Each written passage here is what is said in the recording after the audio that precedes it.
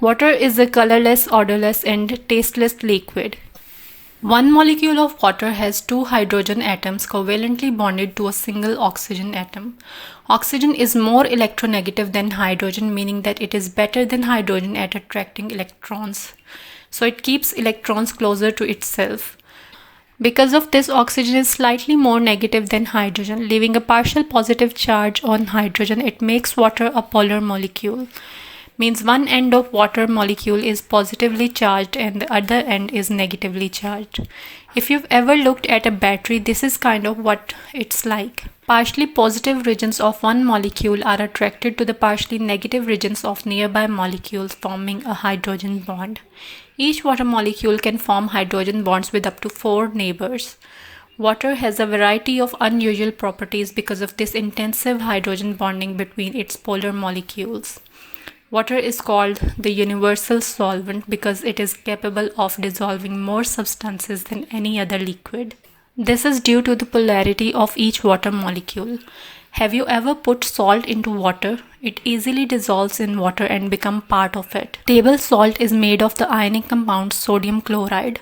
The positively charged side of water molecules are attracted to the negatively charged chloride ions, and the negatively charged side of the water molecules are attracted to the positively charged sodium ions.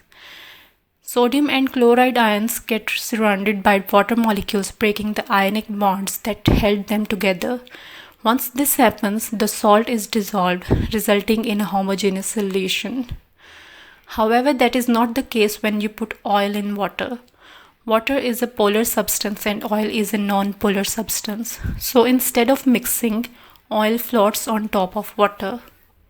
Water has great cohesive and adhesive properties. Do you know what cohesion and adhesion is? Let's first talk about cohesion. Attraction between same molecules is called cohesion. Water molecules have strong cohesive properties thanks to their ability to form hydrogen bonds with one another. It means that water molecules like to stick together. Have you ever filled a glass of water to the very top and then slowly added a few more drops before it overflows? The water forms a dome-like shape above the rim of the glass. This dome-like shape forms due to water molecules' cohesive properties or their tendency to stick to one another. Cohesive forces are responsible for surface tension, a phenomenon that results in the tendency of a liquid surface to resist rupture. Water molecules at the surface will form hydrogen bonds with their neighbors just like water molecules deeper within the liquid. Because on surface molecules are exposed to air on one side, they will have fewer neighboring water molecules to bond with and will form stronger bonds with the neighbors they do have. Some insects can stand, walk, or run on water without breaking the surface. It's even possible to float a needle on top of a glass of water if it is placed gently without breaking the surface tension. Now come to adhesion. Adhesion is the attraction of molecules of one kind for molecules to a different kind, and it can be quite strong for water. Water likes to stick to itself, but under certain circumstances it prefers to stick to other types of molecules as well, especially with other molecules bearing positive or negative charges. Think about what happens when you dip one end of a piece of paper into a glass of water. Water will climb up the fibers of the paper, getting it wet above the level of water in the glass. We know gravity is pulling down on water, so why does it move up? Because the water molecule's positive charges are attracted to the negative charges of the cellulose molecule in paper. Here adhesion and cohesion both are working together. Cohesion is keeping water molecules together and adhesion is making water climb up the paper. In plants, adhesion and cohesion forces are very useful. They transport water up the columns of cells in xylem and through fine tubes in cell wall. Have you ever noticed that ice floats on the surface of water? This is because water is less dense as a solid and more dense as liquid.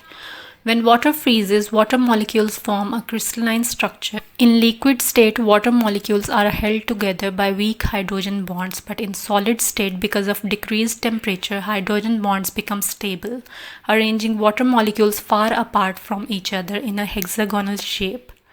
This causes ice to have lesser density than water, making it float. This property is important as it keeps ponds, lakes, and oceans from freezing solid and allows life to continue to thrive under the icy surface. Water has a high specific heat capacity. It means that water absorbs a lot of heat before it begins to get hot. This is because much of this energy is used to break hydrogen bonds.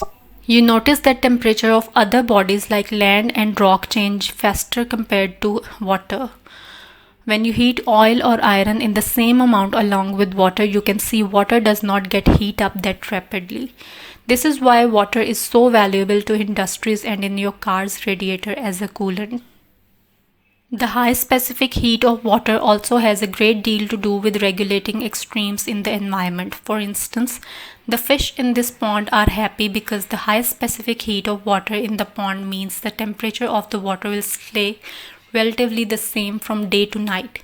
They don't have to worry about either turning on the air conditioner in hot weather or putting on their woolen flipper gloves in the winter. This is one of water's most significant properties, that it takes a lot of energy to heat it. Precisely, water has to absorb 4,184 joules of heat for the temperature of 1 gram of water to increase 1 degree Celsius. For comparison's sake, it only takes 385 joules of heat to raise 1 gram of copper 1 degree Celsius. Just as it takes a lot of heat to increase the temperature of liquid water, it also takes an unusual amount of heat to vaporize a given amount of water, because hydrogen bonds must be broken in order for the molecules to fly off as gas. As water molecules evaporate, the surface they evaporate from gets cooler, a process called evaporative cooling. This is because the molecules with the highest kinetic energy leaves the liquid surface. In humans and other organisms, the evaporation of sweat, which is about 99% water, cools the body to maintain a steady temperature. Thanks a lot for watching my video. If you like it, please don't forget to subscribe and share.